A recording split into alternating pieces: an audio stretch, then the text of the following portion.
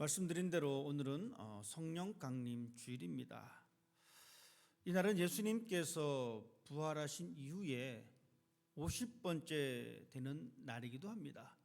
마가의 다락방에서 초대교회 성도들이 함께 모여서 기도하였고, 그 날에 하나님의 성령이 내리셨습니다.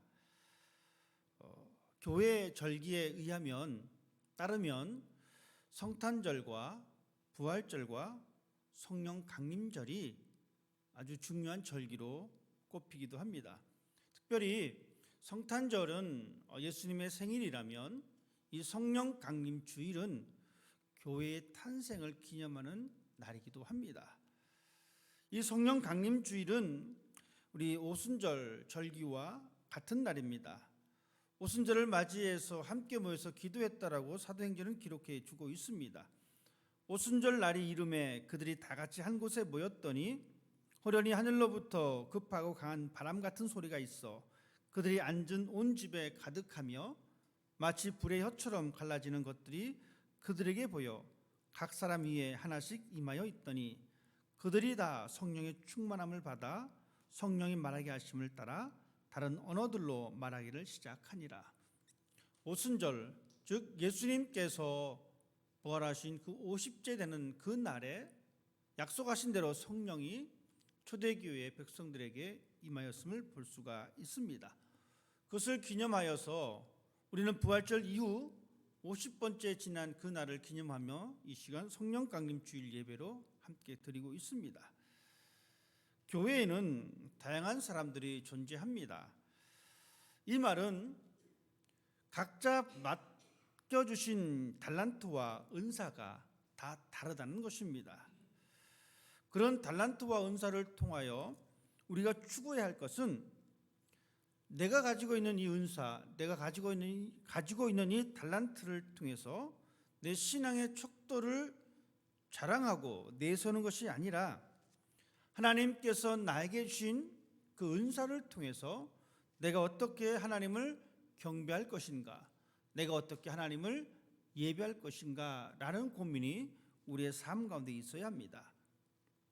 교회는 자신의 의를 드러내는 것이 아니라 교회는 오히려 자신의 죄악됨을, 자신의 연약함을 드러내는 장소입니다. 그때 비로소 교회는 하나님 앞에 올바르게 예배드릴 수 있고, 그때 비로소 교회는 건강한 모습으로 성장할 수가 있습니다. 오늘 우리가 읽은 이 고린도전서 말씀에 보면 이 고린도 교회에 여러 가지 은사가 많이 있음을 우리가 알 수가 있습니다. 바울은 이 은사들을 설명하면서 덧붙인 말이 있는데 각각이라는 단어입니다. 이 표현은 은사가 여러 가지가 있는데 어떠한 한 가지 은사가 중요하다라고 이야기하는 것이 아니라 각각입니다. 따로따로입니다. 다른 성경 본문에서도 바울은 그렇게 이야기해 주고 있습니다. 은사는 여러 가지나 성령은 같고 직임은 여러 가지나 주는 같다라고 말씀하고 있습니다. 즉 하나님께로부터 받은 이 영이 우리의 삶에 여러 가지가 있다는 것입니다. 하지만 그 주체는 성령 하나님이십니다. 오늘 말씀에도 이렇게 기록하고 있습니다. 각각 찬송시도 있으며 가르치는 말씀도 있으며 계시도 있으며 방언도 있으며 통역함도 있다라고 기록해 주고 있습니다. 이 모든 것들은 하나님 앞에 예배드리는 그 사람이 가지고 있는 모습입니다. 하나님께서 우리 모두에게 주신 아름다운 은사입니다. 우리는 이 모든 것을 성령님으로부터 받았습니다. 이 모든 것은 성령님의 선물입니다. 그렇지만 나에게는 이러한 것이 없다라고 위축하는 사람이 있습니다. 위축되는 사람이 있습니다. 하지만 위축될 필요는 없습니다. 나에게 성령의 은사가 나타나지 않는다라고 위축할 이유는 전혀 없습니다. 왜냐하면 이것을 주시는 분은 하나님이시기 때문에 그렇습니다. 하나님이 주시지 않았기 때문에 우리는 위축될 필요가 없습니다. 하지만 예수 그리스도를 구주로 고백한 모든 사람에게는 하나님께서 성령을 선물로 주셨습니다. 단지 내가 그것을 아직 발견하지 못했을 뿐입니다. 그러니 우리는 나에게 은사가 없다라고 해서 위축될 필요가 없습니다. 또한 우리는 이 하나님의 성령의 은사들을 너무나 제한적으로 생각하는 실수를 저지르고 있습니다. 성령의 은사, 성령의 선물을 이야기할 때에 많은 사람들은 이렇게 생각합니다. 방언을 받아야지 내가 성령의 은사를 가졌다라고 이야기합니다. 사람들은 특별히 방언이나 예언이나 병 고치는 은사에 너무 집중하고 있습니다. 이것이 우리의 실수입니다. 물론 성경에는 수많은 성령의 열매들이 있습니다. 성령의 은사들이 존재합니다. 하지만 내가 알지 못하는 그것도 하나님의 은사로서 하나님께서 우리에게 주셨다라는 이야기입니다. 여러분, 은사에는 잘 웃는 것이 있습니다. 여러분 이해가 되시겠습니까? 잘 웃는 것도 성령의 열매입니다. 스펄전 목사님도 이렇게 말씀하셨습니다. 은사 중에 최고의 은사는 웃는 은사이다. 여러분, 성경이 말하고 있는 이 웃음, 이것은 오직 성령이 함께할 때에 우리 마음 가운데 참 기쁨이 나타날 수밖에 없습니다. 그런 사람은 잘 웃을 수밖에 없다는 이야기입니다. 성령이 초대교회에 강림하시고 초대교회에 많은 능력이 나타났습니다. 그런데 사람들은 받은 이 성령의 은사들을 절제하지 않고 자신의 은사들을 사용하기 시작합니다. 본문에 기록된 대로 찬송의 은사를 받은 사람, 자신의 목소리를 냅니다. 가르치는 은사를 받은 사람, 틈만 나면 다른 사람을 가르치려고 합니다. 방언의 은사를 받은 사람이 있습니다. 여러 사람들 앞에서 방언으로 기도를 합니다. 이런 모습을 자주 보면서 고린도 교회는 혼란만 느꼈습니다.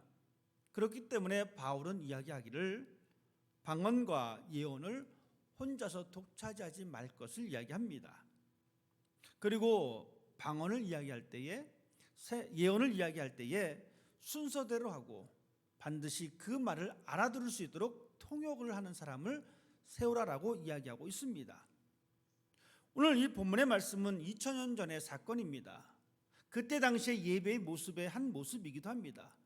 지금의 예배의 모습과 전혀 다릅니다. 우리는 먼저 초대교회 예배의 모습을 생각해 볼 필요가 있습니다. 예배로 모인 그 당시에 그때에는 사람들이 저마다 일어나서 한마디씩 합니다. 내가 하나님께로부터 계시를 받았습니다라고 이야기를 하면서 이야기를 합니다. 여러분, 이것은 초대교회만 있었던 것이 아니라 구약의 전통에서부터 시작된 것입니다.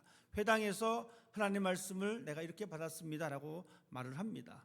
여러분, 이렇게 말하는 사람들이 점점 많아지게 되었습니다.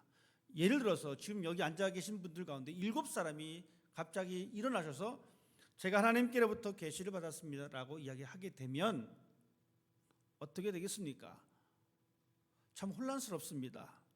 그런데 초대교회는 그 7명의 사람들이 저마다 계시를 받았다라고 하면서 말을 하기 시작합니다. 그래서 바울은 말합니다. 순서대로 하십시오.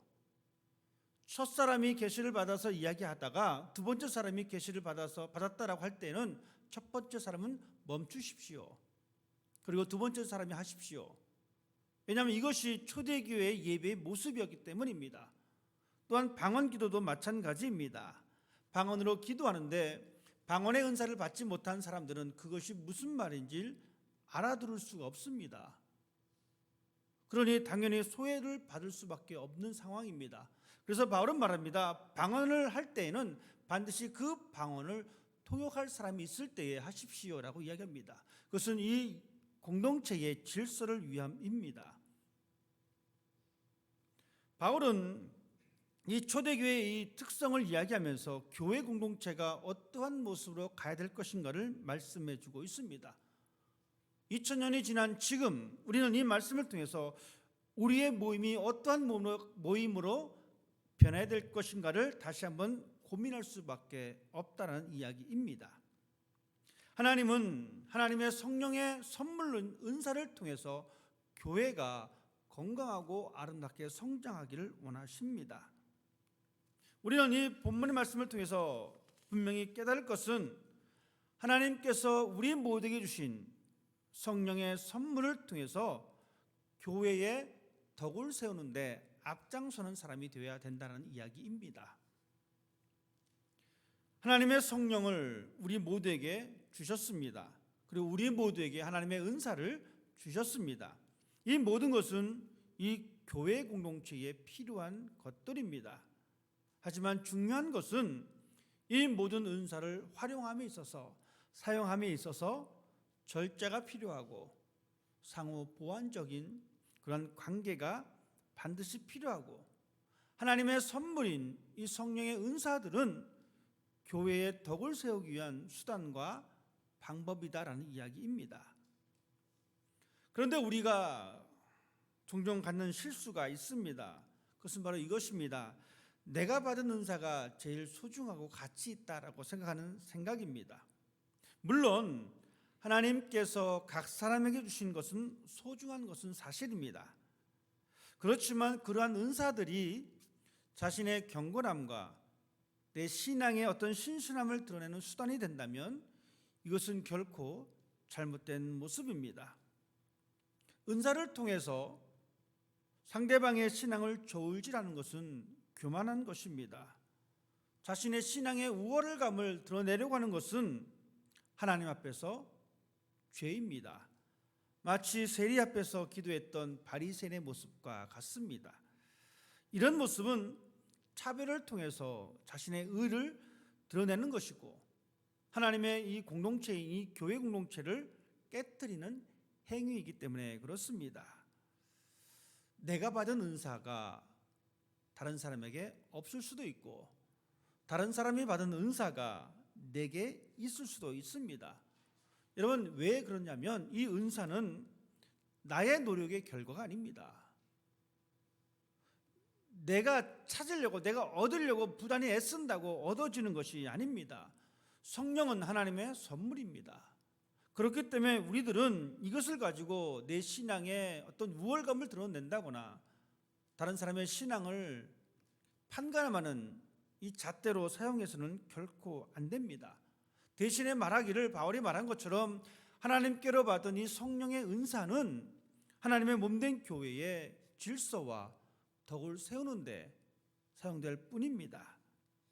하나님께서 우리에게 주신 이 성령의 은사는 하나님의 교회가 앞으로 나아갈 수 있는 수레바퀴와 같은 역할입니다.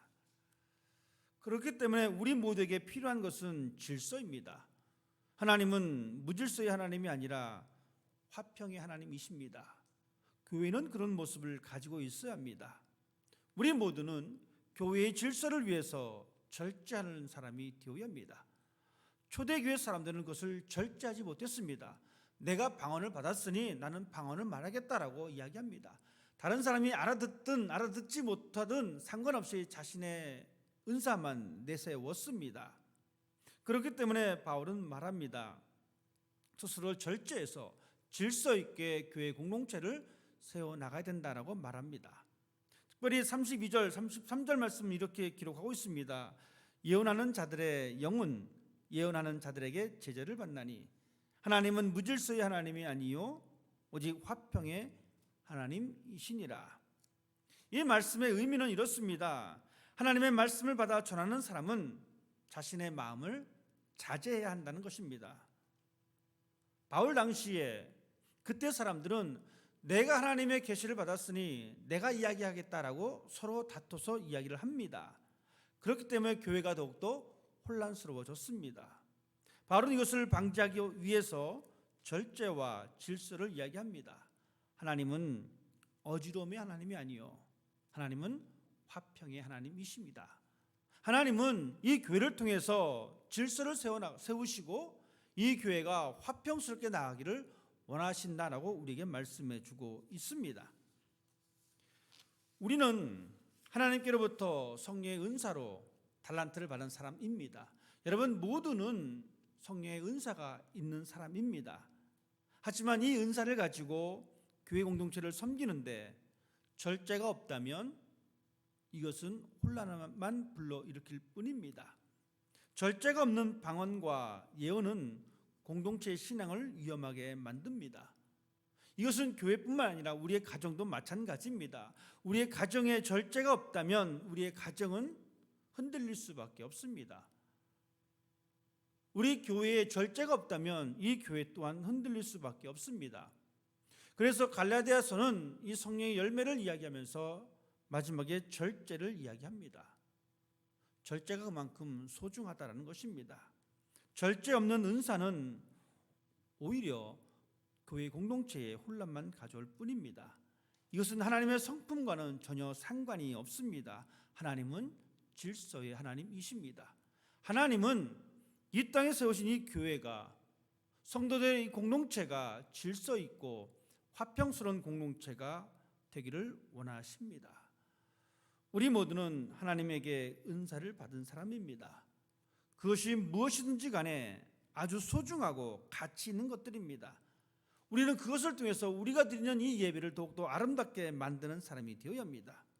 다른 사람의 신앙을 무시하거나 우월의식을 갖는 것이 아니라 우리는 나에게 주신 이 은사를 통해서 다른 사람을 섬기고 대접하는 그 일에 앞장서는 사람이 되어야 합니다. 그때 비로소 우리는 하나님 앞에 올바른 예배, 아름다운 예배를 드릴 수가 있습니다. 바울은 질서를 이야기하면서 여자는 교회에서 잠잠하라고 말합니다. 여러분, 이 말의 1차적인 의미는 이렇습니다. 공동 예배에 대한 법도입니다. 말씀드렸다시피 예배 형태가 지금과 다릅니다. 이 예배 가운데 질문과 대답이 오갔습니다. 요즘 예배야 질문과 대답이 없습니다. 우리가 찬양을 드리고 말씀이 선포되어지고 이렇게 되어지는데 초대교회는 질문과 대화가 오갔습니다. 그러다 보니까 사람들이 방언을 이야기하고 예언을 이야기합니다. 특별히 여인들이 영적인 열심이 더 많았던 것 같습니다. 지금도 교회 보면 여인들이 더 훨씬 더 많습니다. 여인들이 어떤 것을 배우기 위해서 사람들에게 질문을 던집니다.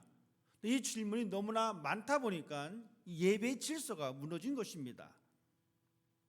당시의 기록에 의하면 여자들에게 질문을 금지하지는 않았지만 실질적으로는 암묵적으로는 금지가 된 상황입니다.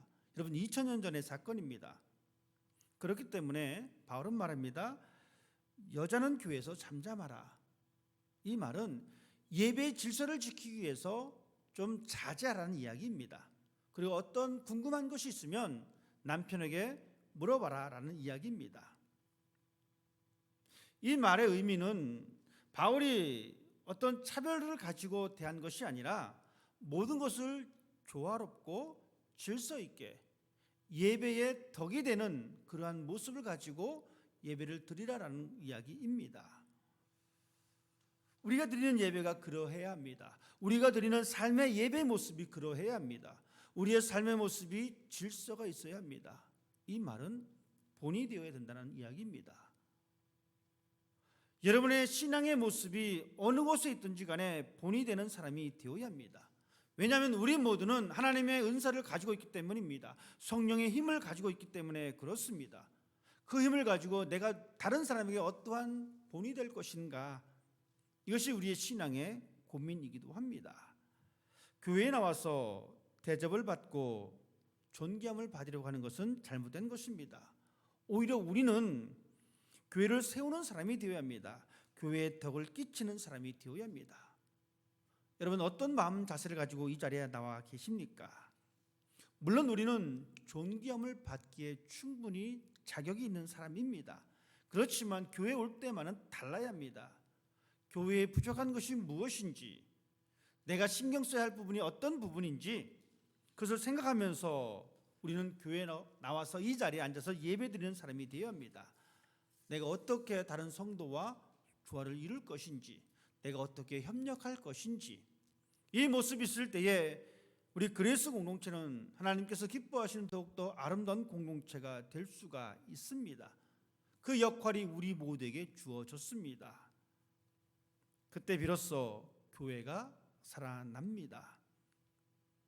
내가 능력이 있으니 나 혼자 모든 것을 하겠다. 이것도 잘못된 생각입니다. 우리 모두는 함께 협력해서 교회를 세워나가는 사람이 되어야 합니다. 성령의 역사는 언제나 일어나야 합니다. 지금도 우리 가운데 그 성령의 역사가 더욱더 풍성하게 일어나야 합니다. 그리고 우리는 그 은사를 잘 활용할 줄 아는 사람이 되어야 합니다.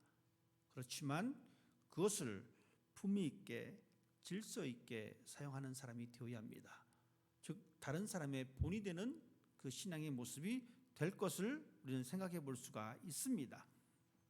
하나님께서 우리 모두에게 성령의 은사를 주셨습니다. 정말 아름답고 소중한 은사입니다. 하나님께로부터 받은 이 성령의 은사를 통해서 여러분의 가정을 건강하게 세우시고, 하나님께로부터 받은 이 성령의 은사를 통해서 교회 공동체를, 우리가 드리는 이 예배를 더욱더 아름답게 풍성하게 만들어 나가는 여러분이 되시기를 주님의 이름으로 부탁을 드립니다. 기도하겠습니다.